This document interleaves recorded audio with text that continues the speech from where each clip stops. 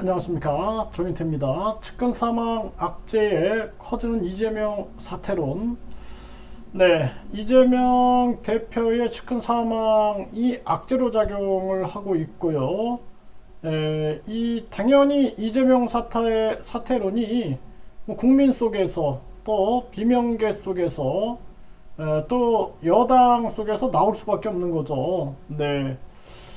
그래서 민생 돌파구 찾던 이재명 측근 사망 악재에 커지는 사퇴론.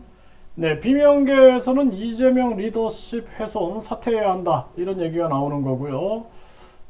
그리고 결국에는 여당에서도 마찬가지죠. 여당에서도 이재명 간접살인 책임져야, 이런 극한 얘기가 나오고 있는 그러한 정황입니다. 이재명 전 비서실장 숨진 채 발견, 정치 내려놓으시라, 이 악재로 작용할 수밖에 없는 그러한 정황이고, JTBC에서 여론조사를 실시했는데 이재명 사퇴해야 구속해야 모두 과반 이상이고 무당층도 냉랭한 그러한 상황이다라는 것입니다.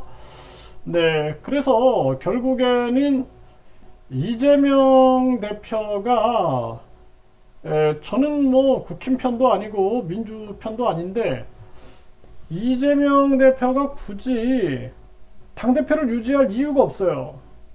그리고 저는 왜 대선 후보가 보궐선거에 나가서 국회의원 배지를 다나, 이 불체포 특권, 면책 특권을 누리려 하나, 이런 생각을 우리 국민들도 안 할 수가 없습니다. 거기에다가 당대표까지 맞는 상황을 보면서 저 계속된 사법 리스크가 당도 당연히 힘들게 만들고, 국회의원의 면책특권, 불체포특권이 처음에는 자신을 보호하는 듯 하지만 결국에는 그것이 부메랑이 되어서 자신을 힘들게 만들 텐데 왜 저러고 있지라는 생각을 했는데, 점점 갈수록 이게 커지고 있는 거죠.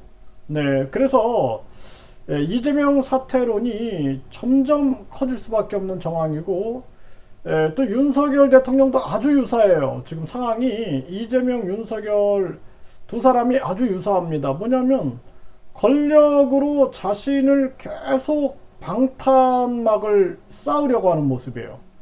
그래서 윤 대통령 같은 경우에도 처음에는 국민이 주인인 세상을 만들겠다 이러면서 그냥 국민 무시하고 뭐 대통령실을 용산으로 막 옮겨버리고, 뿐만 아니라 뭐 또 관저를 그냥 선택하는 그런 상황들도 보면은 그냥 막 줄줄이 기존 기관들이 이사해야 되는 비용들, 부담들, 이런 것들이 계속 생기는 거예요. 뭐 권력이 뭐 5천년 갑니까?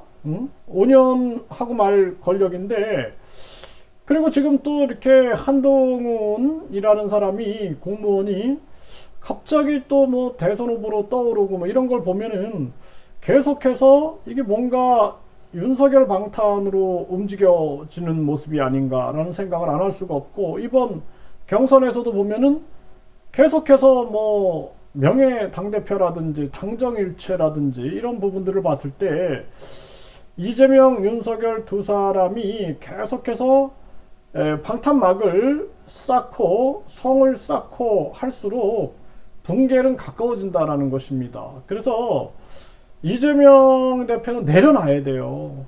내려놔야 됩니다. 우리가 등산할 때 뭐 손에 아무것도 안 들었을 때가 제일 편해요. 자꾸 등에 그냥 뭐 메고 양손에 막 들고 그러면은 아주 거기에 힘들어 가지고 뭐 산행의 즐거움을 느낄 수가 없습니다. 그렇기 때문에 이재명 대표는 일단은 사법 리스크를 해소하는 데 총력을 기울이는 게 본인과 당과 국가와 국민에게 유익하다. 그리고 윤석열 대통령 같은 경우에도 공정과 상식대로 이재명 이 대표에 대한 수사처럼 김건희 특검이나 장인 관련 의혹들에 대해서 아주 공정하게 누구보다 공정하게 집행을 해라 이렇게 말할 수 있어야 되는 겁니다.